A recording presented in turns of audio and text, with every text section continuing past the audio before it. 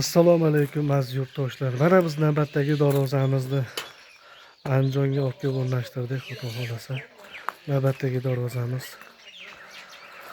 Bu darvozamizni sizlarga qisqachagina tushuntirib o'tadigan bo'lsak, hurmatli yurtdoshlar. Bu darvozamizni eni 320, bo'yi 255 bo'ldi. Bu darvozamiz high-tech posonda bo'lib, bosma shtamprovka darvozamiz tayyor bo'ldi. Tayyorlab berdik.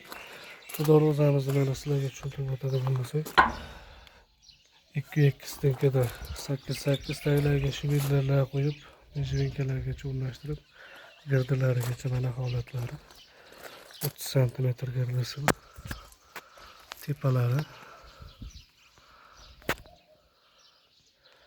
o'ziga yarasha skromniy bo'lib chiqdi. Bu darvozamiz 2 kilometr zavod. Arqa holatlari ko'rsatib o'tadi. Mana arqa holatlari, hurmatli yurtdoshlar.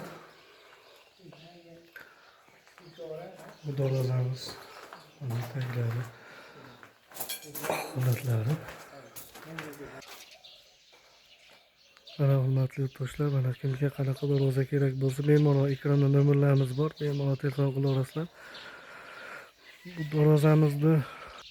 Bu darvozamizni umumiy summasi 8 millionga olib kelib o'rnashtirib berdik. Mana hurmatli yurtdoshlar, darvozamizning holati mijvinkalargacha qo'yib, chiroyli qilib berdik. Kanalimizda yangi bo'lganlar obuna bo'lib qo'yishni unutmaymiz. Like'larni tars etib bosamiz, hurmatli yurtdoshlar. Kanalimizni rivoji uchun hissa qo'shgan bo'lasizlar, hurmatli yurtdoshlar. Islomimizda doim xizmat qilamiz. Sog' bo'linglar, salomat bo'linglar.